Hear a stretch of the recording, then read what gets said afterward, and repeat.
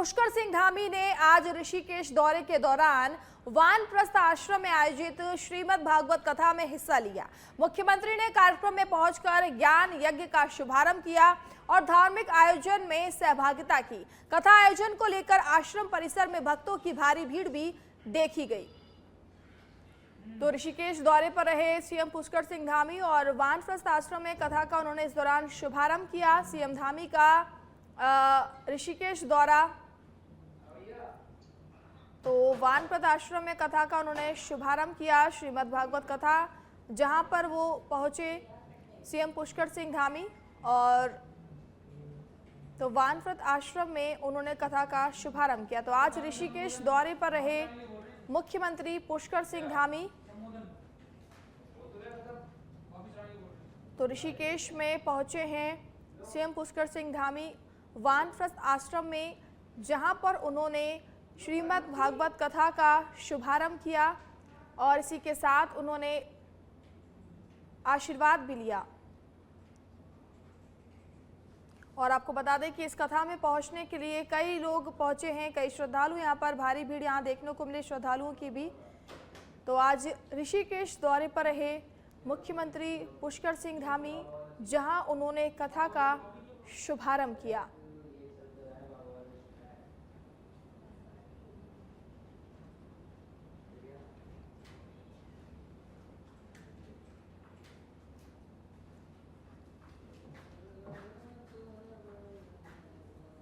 उनका मार्ग दिखाता है और स्वयं को शोधित करने का और आत्म साक्षात्कार का मार्ग दिखाने का बहुत बड़ा माध्यम, बहुत बड़ा हेतु, बहुत बड़ा पाथेय हमें श्रीमद् भागवत महापुराण के माध्यम से मिलता है। मैं अपने को सौभाग्यशाली मानता हूं कि इस पुण्य अवसर पर मुझे भी आप सबके बीच में इस महासागर से, चूंकि ऐसे स्थान पर आना भी अपने आप में सच में पुण्य की प्राप्ति करना है। और बहुत सारे लोग सोच रहे होंगे कि अरुण जी ने हमको बुलाया है। अरुण जी को हेतु बनाया है भगवान ने। आप आए तो सब भगवान की इच्छा से हैं, भगवान की कृपा से हैं। और भगवान की कृपा न होती, भगवान की इच्छा न होती तो कोई आसानी से यहाँ नहीं पहुंच पाता। ये बिल्कुल सच मानिए, ये उतना ही सच है। बाकी तो पूज्य स्वामी जी यहाँ मंच पर व्यास गद्दी पर विराजमान हैं, और मैं ज्यादा बोलूंगा तो स्वामी जी सोचेंगे कि ये जो काम अभी मुझे करना है ये काम पहले ही जो है क्यों जो है।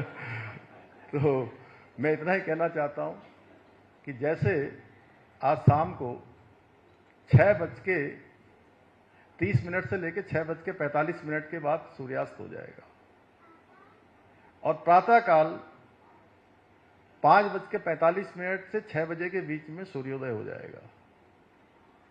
ये उतना ही सच है, जितना सच ये मैं बोल रहा हूं उतना ही सच ये भी है कि आप सब यहां भगवान की कृपा से ही यहां पर आए हैं।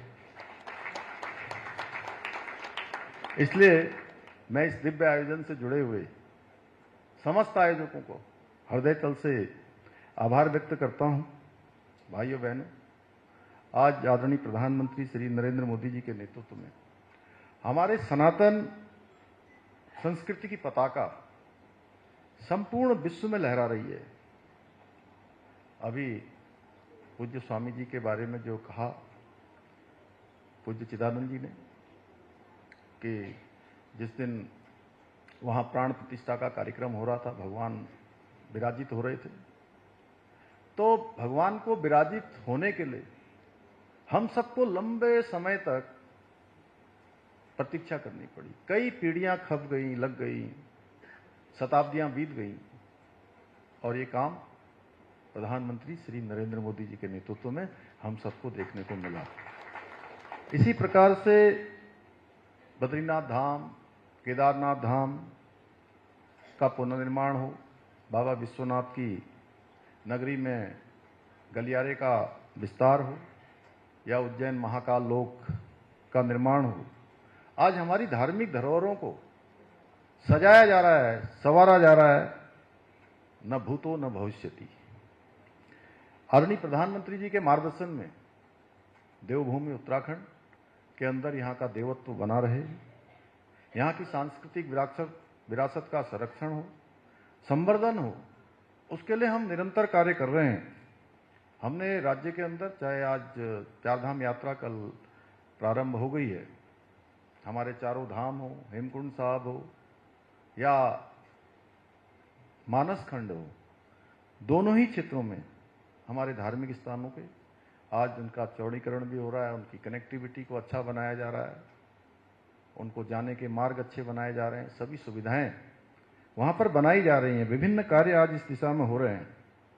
वहीं हरिपुर कालसी में यमुना तीर्थ स्थल का पुनरुद्धार भी हम कर रहे हैं।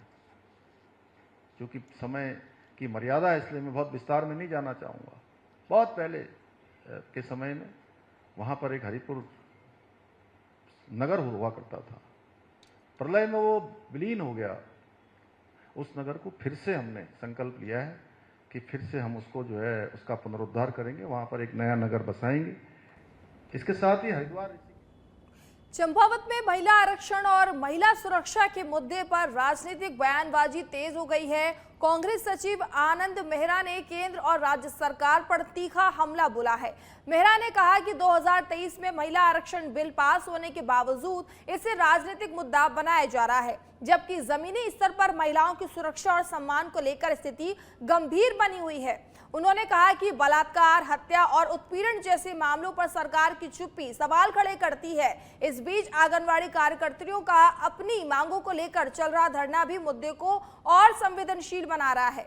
मेहरा ने कहा कि जमीनी स्तर पर काम करने वाली महिलाओं की आवाज को नजरअंदाज नहीं किया जा सकता। तो कांग्रेस ने सरकार को घेरा है और महिला आरक्षण बिल पर जहां केंद्र सरकार, बीजेपी सरकार हमला कर रही है, वहीं कांग्रेस ने पलटवार किया है। उत्तराखंड में आए दिन महिलाओं के ऊपर हत्या हो, दुष्कर्म हो, अत्याचार के मामले आ रहे हैं। उनमें सम्मिलित लगभग सभी आरोपी जितने भी हैं 99% भाजपा से ही सम्मिलित हैं। क्या यही मानसिकता है भाजपा की? और देश में एक नया माहौल बनाने के लिए महिला आरक्षण, महिलाओं के सम्मान की बात करते हैं।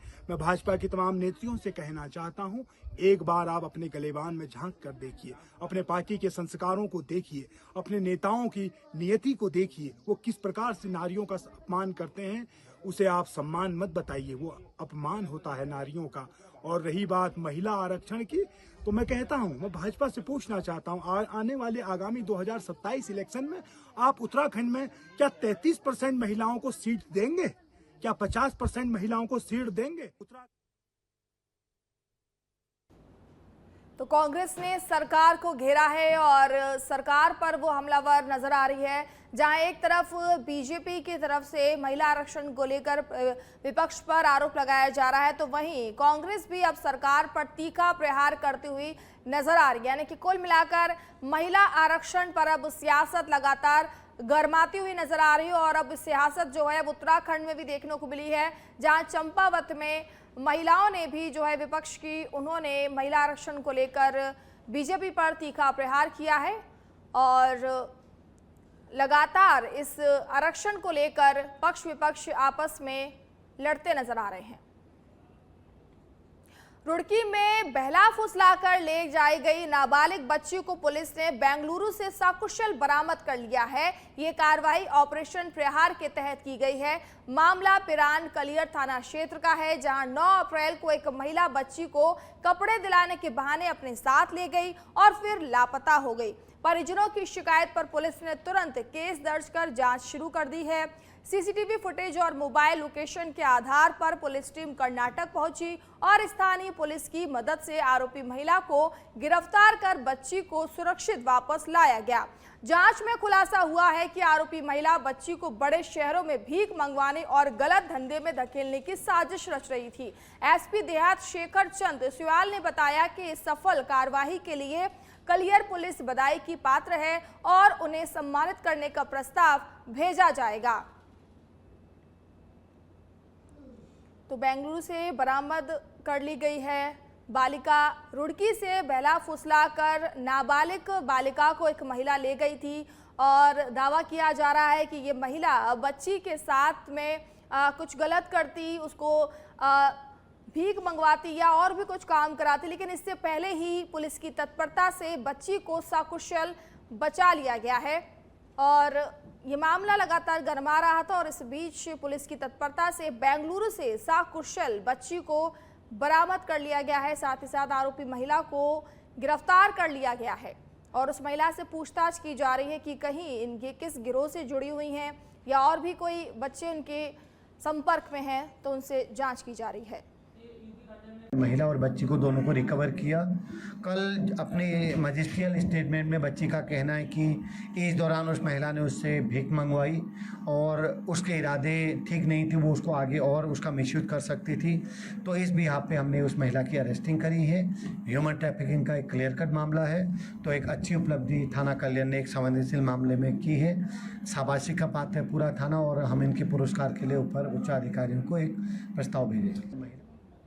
चारधाम यात्रा को लेकर देश भर में श्रद्धालुओं में जबरदस्त उत्साह देखने को मिल रहा है। इस बीच योग गुरु बाबा रामदेव ने भी यात्रा को लेकर बड़ा बयान दिया है। उन्होंने कहा कि उत्तराखंड की देवभूमि में स्थित बद्री, केदार और हरिद्वार जैसे पवित्र धाम भगवान शिव और सनातन आस्था के प्रमुख केंद्र है। आचार्य रामदेव बाबा ने कहा कि बद्री, केदार, हरिद्वार ये सब भगवान शिव के पवित्र स्थान है। चारधाम यात्रा को लेकर पूरे देश में बहुत उत्सव का माहौल है। इस बार श्रद्धालुओं की भारी भीड़ आने वाली है। करोड़ों लोग यात्रा में शामिल होना चाहते हैं। अगले साल महाकुंभ भी है, जो एक बहुत बड़ा आध्यात्मिक आयोजन होगा। देवभूमि उत्तराखंड में आकर देवतत्व की प्रतिष्ठा होगी। सनातन धर्म का गौरव और भी ज्यादा बढ़ेगा। उत्तराखंड पूरे देश में आध्यात्मिक केंद्र के रूप में उभर रहा है। इसके लिए मैं मुख्यमंत्री पुष्कर सिंह धामी और देश के प्रधानमंत्री का अभिनंदन करता हूं। पिछली बार कुछ हादसे हुए थे, लेकिन इस बार सरकार ने पूरी तैयारी कर ली है ताकि कोई जनहानि ना हो। मैं सभी श्रद्धालुओं से अपील करता हूं कि वह यात्रा पर आएं और ईश्वर के दर्शन कर पुण्य लाभ कमाएं। गंगोत्री, यमुनोत्री, बद्री, केदार, हरिद्वार और भगवान शिव का ये पवित्र देवस्थान, यहाँ पर चार धाम यात्रा के लिए पूरे देश में एक उत्सुकता है। तो इस बार तो मुझे लगता है और इतना ज्यादा इंतजाम करना पड़ेगा। लाखों नहीं करोड़ों लोग लाइन लगा करके आना चाह रहे हैं और अगले साल महाकुंभ है, तो बहुत बड़ा ये उत्सव है। तो देवभूमि पर आकर के लोगों के जीवन में देवत्व की तो प्रतिष्ठा होगी, सनातन धर्म की प्रतिष्ठा और सनातन धर्म का गौरव, सनातन धर्म अब युग धर्म के रूप में स्थापित हो रहा है और उत्तराखंड देश ही नहीं पूरी दुनिया के स्पिरिचुअल कैपिटल के रूप में, आध्यात्मिक राजधानी के रूप में विकसित हो रहा है। उसके लिए धामी जी को, देश के यशस्वी प्रधानमंत्री श्रद्धेय श्री मोदी जी को अभिनंदन है। और ये उत्तराखंड अपने देवभूमि, अपने देवत्व के गौरव के साथ आगे बढ़े और सब लोग यहाँ पर सुरक्षित जो है। चंपावत से बड़ी खबर है, जहां एसओजी और रीठा साहिब थाना पुलिस की संयुक्त कार्रवाई में वन्य जीव तस्करी का भांडाफोड़ हुआ है। चेकिंग अभियान के दौरान एक स्कूटी सवार युवक को गिरफ्तार किया गया है, जिसके पास से गुलदार यानी कि तेंदुए की खाल बरामद हुई है। आरोपी के खुलासे ने पुलिस और वन विभाग को भी चौंका दिया है। मामले में वन्य जीव संरक्षण अधिनियम के तहत केस दर्ज आगे कर जांच जारी है। तो एसओजी और पुलिस की सख्त कार्रवाई की गई और इस दौरान वन्य जीव अधिनियम के तहत आरोपी के खिलाफ मामला दर्ज किया गया है। चंपावत में वन्य जीव तस्करी का भांडाफोड़ किया गया है। देहरादून में गैस कालाबाजारी के खिलाफ प्रशासन ने बड़ी कार्रवाई की है।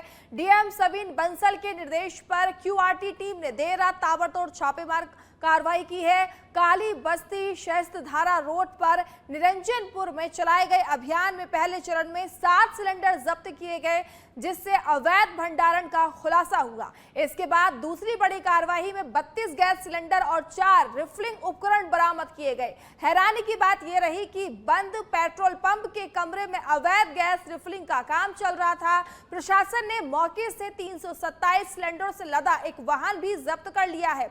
ये पूरा ऑपरेशन देर रात 12 बजे से सुबह 4 बजे तक चला। जांच में सामने आया कि गैस सिलेंडरों की अवैध रिफिलिंग कर उन्हें ऊंचे दामों पर बेचने की तैयारी थी। प्रशासन ने आवश्यक वस्तु अधिनियम के तहत मामला दर्ज कर लिया है और आरोपियों की तलाश जारी है। तो देहरादून में गैस कालाबाजारी पर बड़ी कार्रवाई देखने को मिली है। उत्तराखंड के उधम सिंह नगर में पुलिस ने नशा तस्करों के खिलाफ बड़ी कार्रवाई करते हुए अवैध गांजा बरामद किया है। इस पूरे ऑपरेशन का नेतृत्व एसएसपी अजय गणपति ने किया। पुलिस टीम ने रुद्रपुर के बागवाला फ्लाईओवर के पास घेराबंदी कर एक कैंटर वाहन को पकड़ लिया है, जिसमें सुतली के गट्टों के बीच गांजा छिपाकर लाया जा रहा था। इस दौरान 3 तस्करों को गिरफ्तार किया गया है। पूछताछ में सामने आया है कि ये खेप उड़ीसा से लाकर रुद्रपुर से सप्लाई की जानी थी। बरामद गांजे की अंतर्राष्ट्रीय बाजार में कीमत करीब 2 करोड़ 80 लाख रुपए आंकी गई है।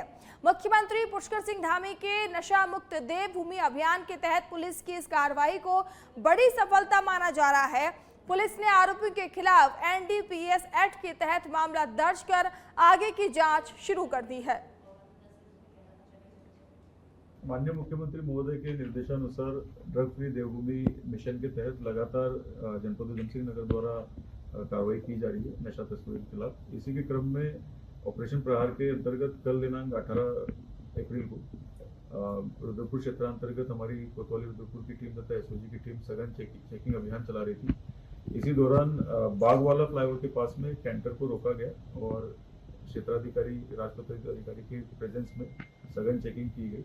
तो उसमें से लगभग 18 अदद प्लास्टिक कट्टों में भरा अवैध गांजा तथा 3 स्कूली बैगों में अलग अलग पैकेट्स में रखा हुआ गांजा बरामद हुआ, जो लगभग 560 किलोग्राम है, जो अब तक की जनपद उधम सिंह नगर की सबसे बड़ी बरामदगी गांजे की हुई है, जिसकी अंतर्राष्ट्रीय बाजार में 2 करोड़ 80 लाख इतनी कीमत आती हुई है।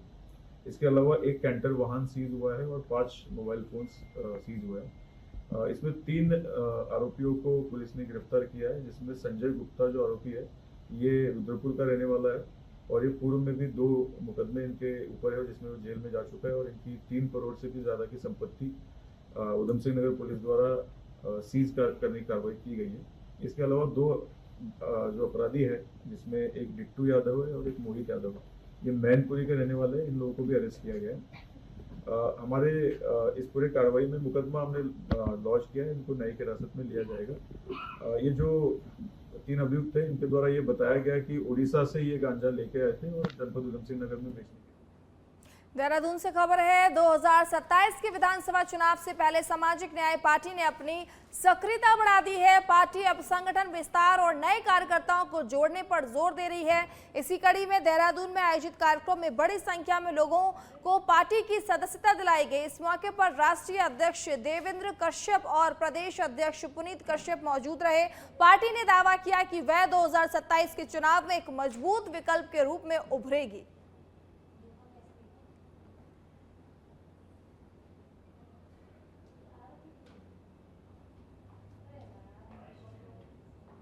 सदस्य इसलिए ग्रहण करी हैं, वैसे तो बहुत पार्टी आई हैं, लोग पार्टी बना घर बैठ जाते हैं, लेकिन जो हमारे अध्यक्ष जी देवेंद्र जी जो मेहनत कर रहे हैं, मैं देखता रहता था, रात दिन ये मेहनत कर रहे हैं, अपना घर छोड़ के युवाओं के लिए, हर वर्ग के लिए मेहनत कर रहे हैं।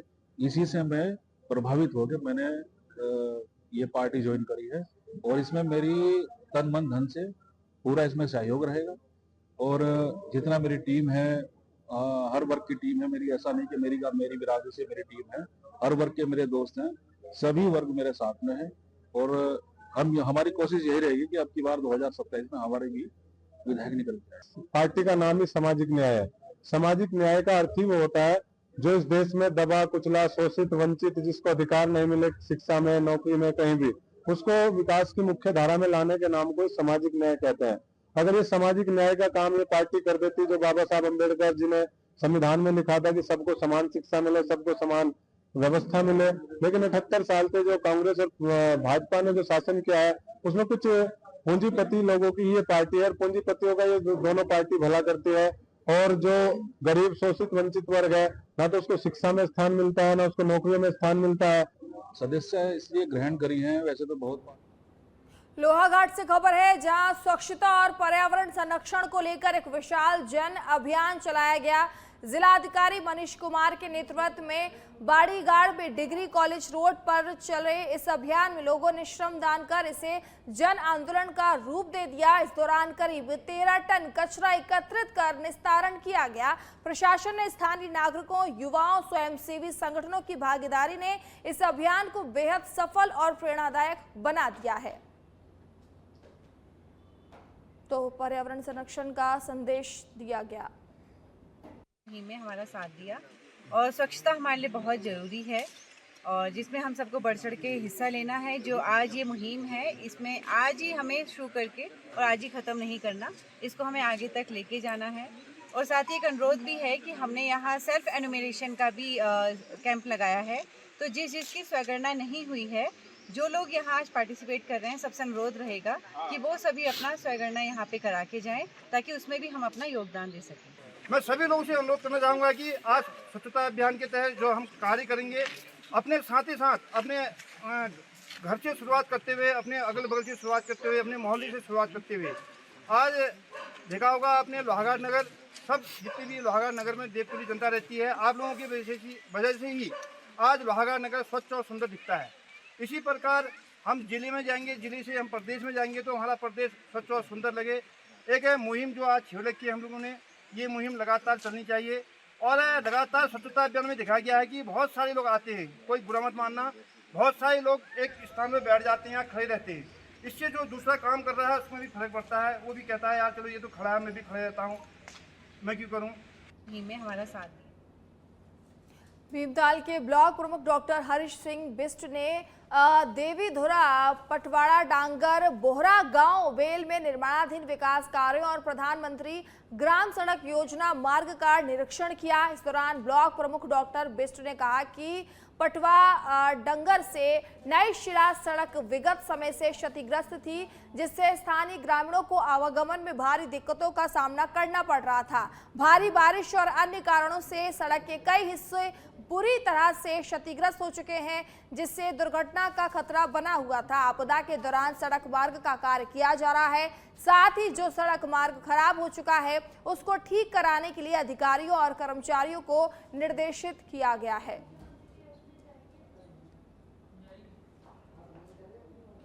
देखिए, जो बसानी देवीधुरा पटवाड़ा मोटर मार्ग है, जो केंद्रीय सिवाई के द्वारा कार्य किया जा रहा है, बहुत लंबे समय से इस पर शिकायतें मिली थी। आज इसका स्थलीय निरीक्षण किया गया और विभागीय अधिकारी साथ में थे। जगह जगह पर बहुत सी कमियां थी, बहुत सी जगह पर डामर उखड़ रहा था, बहुत सी जगह पर आपदा से रोड टूटी हुई थी। तो उनको स्पष्ट निर्देश दे दी कि कम से कम जो गाँव वालों की डिमांड थी कि कम से कम नालियाँ बन जाए, और दूसरा जो पैच वर्क जो आपदा से गिरा है उस पर हम एग्जेम्प्ट करते हैं, लेकिन जो ठेकेदार की गलती से या विभाग की गलती से टूटा है उसका 1.5 महीने के भीतर में, 1 महीने के भीतर में उसको शुरू करेंगे। और जहाँ तक अन्य जगह पे जो गाँव वालों की और भी जो छोटी मोटी समस्याएं थी उसको तुरंत निर्देश। खबर केदारनाथ धाम से है, जहां शीतकालीन गद्दी स्थल ओंकेश्वर मंदिर ऊखीमठ से बाबा केदार की पंचमुखी डोली केदारनाथ धाम के लिए रवाना हो गई है। ऊखीमठ स्थित ओंकारेश्वर मंदिर में आज आस्था का सैलाब उमड़ता हुआ देखा गया। सैकड़ों की तादाद में श्रद्धालु बाबा केदार पंचमुखी चल विग्रह डोली को विदा करने पहुंचे थे।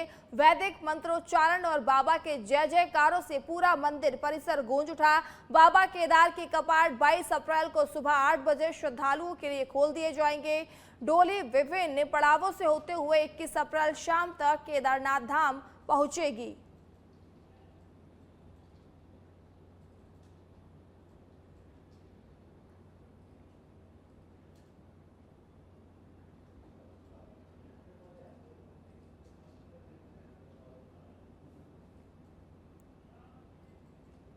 मुख्यमंत्री पुष्कर सिंह धामी का टिहरी दौरा। HNB केंद्रीय विश्वविद्यालय चौरास कैंपस में कार्यक्रम सूर्य देव भूमि चैलेंज 2.0 कार्यक्रम का आयोजन किया गया। मुख्यमंत्री धामी इस दौरान कार्यक्रम में मौजूद रहे। तो सूर्य देवभूमि चैलेंज 2.0 कार्यक्रम में शिरकत करने के लिए पहुंचे मुख्यमंत्री धामी। मुख्यमंत्री धामी का कार्यक्रम में मौजूद होने से जो युवा है उनमें जोश देखने को मिला। तो HNB केंद्रीय विश्वविद्यालय चौरास कैंपस में ये कार्यक्रम आयोजित किया गया था, जहां बच्चों को जो है उनको सम्मानित किया गया है। तो मुख्यमंत्री धामी कार्यक्रम में मौजूद रहे, जहां मुख्यमंत्री पुष्कर सिंह धामी का टिहरी दौरा रहा, जहां उन्होंने HNB केंद्रीय विश्वविद्यालय चौरास कैंपस में हिस्सा लिया। देवप्रयाग विधानसभा के लोकप्रिय विधायक भाई विनोद कंडारी जी, कुलपति हेमती नंदन बहुगुणा विश्वविद्यालय Srinagar professor Prakash Singh ji, general officer commanding in chief central command lieutenant general A Sen Gupta ji, Shrimati Ruchira Sen Gupta ji, lieutenant general DG Mishra ji, general officer commanding Uttar Bharat, brigadier Gaurav Batra ji, Shrimati Gaurav Batra ji, Bharatiya Janata party के जिलाध्यक्ष श्री उदय रावत जी, कर्नल शांतनु जी, श्रीमती आरती जी, श्री विजेंद्र सिंह जी, जिनको हम सब लोगों ने अभी यहाँ पर देखा, और इस कार्यक्रम में उपस्थित हमारे सभी सैन्य अधिकारीगण और पूरे देश भर से इस सूर्य देवभूमि चैलेंज प्रतियोगिता में भाग लेने वाले सभी प्रतिभागीगण, विश्वविद्यालय के सभी हमारे प्रोफेसरगण, सभी शिक्षकगण और मेरे सभी प्रिय छात्र एवं छात्राएं, सभी महानुभाव, सभी अतिथिगण, मीडिया के सभी हमारे मित्र, सेना के सभी वीर जवान, मैं आप सभी का आज इस सूर्य देवभूमि चैलेंज 20 के समापन अवसर पर आप सभी का देवभूमि उत्तराखंड के मुख्य सेवक के रूप में आप सभी का हृदय से स्वागत करता हूं, आप सबका अभिनंदन करता हूं। मेरे लिए ये अत्यंत हर्ष का विषय है कि मुझे